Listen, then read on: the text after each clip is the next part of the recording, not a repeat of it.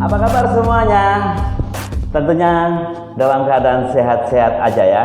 Nah, kali ini kita terhubung di channel Ensiklomedi. Nah, di channel Ensiklomedi ini kita membahaskan tentang budaya, sejarah, kesehatan, dan macam-macam ilmu yang lainnya. Tentunya semua ilmu yang kita bahaskan hanya ada di Ensiklomedi kali ini. Wow, keren banget. Makanya kalau kita dengerin Ensiklomedi berarti kita pikirannya sudah mengarah ke ilmu nih. Nah, untuk kali ini sangat-sangat penting banget untuk dipahami.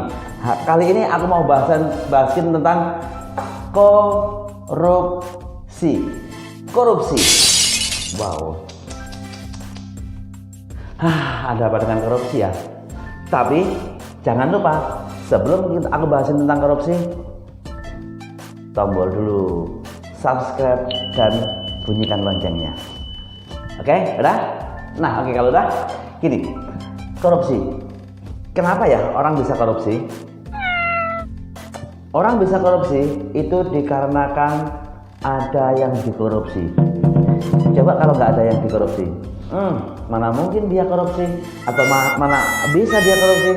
Uang yang dikorupsi nggak ada. Oke. Tapi bukan itu aja yang namanya korupsi. Biasanya kan orang masyarakat memahami korupsi itu adalah orang yang merugikan keuangan pemerintahan atau keuangan negara begitu ya. Itu namanya korupsi. Tapi sebenarnya lebih dari itu. Korupsi tidak hanya tentang negara aja, tapi korupsi ini bisa dari berbagai macam loh. Bisa, bukan hanya di negara aja, perusahaan, tanggone, organisasi, tanggone, macam-macam, banyak yang terjadi merugikan itu nggak hanya dari negara. Nah, kalau ngomongin lagi tentang korupsi, kenapa sih orang jadi korupsi? Apa sih penyebabnya? Ternyata korupsi itu penyebabnya ada dua, yaitu faktor internal dan faktor eksternal.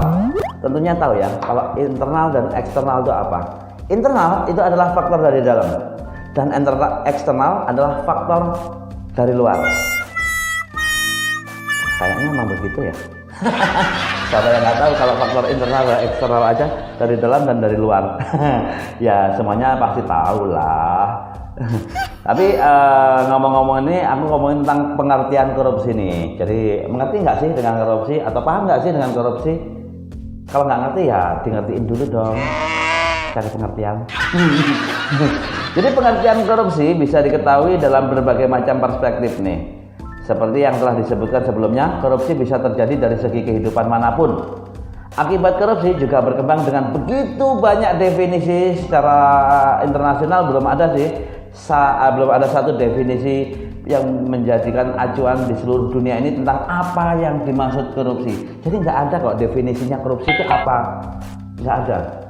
Itu internasional.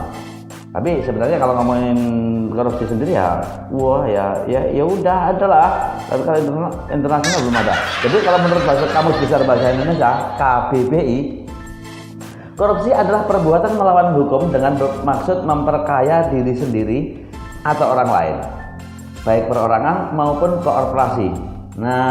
Maupun korporasi yang dapat merugikan keuangan negara atau perekonomian negara. Jadi kalau Anda mengumpulkan uang demi diri Anda sendiri lalu merugikan keuangan negara atau merugikan negara, entah itu keuangan atau perekonomiannya, itu namanya korupsi. Paham ya? Berdasarkan Undang-Undang Nomor 31, ini ngomong undang-undang nih, Undang-Undang Nomor 20 Tahun 2001, ada 3 delik tindak pidana korupsi yang dikategorikan menjadi 7 jenis. Kerugian keuangan negara, penyuapan, pemerasan, penggelapan dalam jabatan, kecurangan, benturan kepentingan dalam pengadaan barang dan jasa, serta gratifikasi. Ini masuk kategori korupsi. Nah, adapun penyebabnya. Ini penyebabnya tadi kan ada 2 ya, faktor internal dan faktor eksternal. Ini faktor internalnya dulu, faktor dari dalam. Jadi kalau ngomongin faktor dari dalam, ini adalah berdasarkan aspek perilaku individu. Nah, individu ya, sifat tamak ataupun rakus. Orang yang tamak, orang yang rakus, udah pasti deh. Namanya juga tamak. Udah dapat ini masih kurang, udah dapat itu masih kurang, dapat yang lainnya, dapat ini kurang terus. Tamak dan rakus. Itulah penyebab korupsi dari dalam internal. Nah, kemudian yang kedua adalah moral yang kurang kuat. Nah, apalagi moralnya nggak kuat. Mungkin imannya kuat, imronnya enggak. Itu guyonan lawas.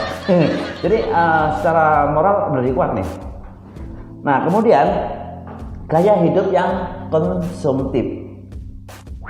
Kalau gaya hidupnya konsumtif, ingin belanja, kepingin ini, kepingin itu, hambur-hamburin uang nggak jelas, konsumtif terus, nggak butuh dibeli, yang butuh malah enggak. Gimana? Yang butuh malah enggak, yo tetap. Terus yang berikutnya adalah berdasarkan aspek sosial. Wow. Kalau berdasarkan aspek sosial banyak sih. Jadi kalau ngomongin korupsi, berdasarkan aspek sosial tuh ada yang namanya sosial ya. Orang sana punya ini, kok aku enggak sih? Ini punya ini, kok enggak sih? Yang sana ini. Oh, di tempat kerjaku ini. Wah, udah macam-macam dah. Itu yang bikin korupsi. Yang kedua adalah faktor eksternal. Tadi yang pertama kan internal. Sekarang aspek eksternal. Aspek eksternal ini berarti aspek yang dari dalam. Misalnya nih sikap masyarakat terhadap korupsi. Penyebab korupsi dalam aspek ini adalah ketika nilai-nilai dalam masyarakat kondusif untuk terjadinya korupsi, sangat kondusif banget. Masyarakat tidak menyadari bahwa yang paling rugi atau korban utama ketika adanya korupsi adalah mereka sendiri. Selain itu, masyarakat juga kurang menyadari kalau mereka sedang terlibat korupsi. Kadang-kadang adalah nggak sadar gitu ya. Misalnya karena urunan kampung gitu ya, terus tiba-tiba kita pengen beli camilan yuk. Nggak ada uang nih. Pakai uang ini dulu, uang kumpulan. Nah, nanti balikinnya gimana? Udah gampang, balikinnya besok. Ya nek besok dibalikin. Kalau besok lupa, ya nek besok. Nah itu terjadi nggak sadar. Itu lebih tetap merugikan kan? Namanya juga.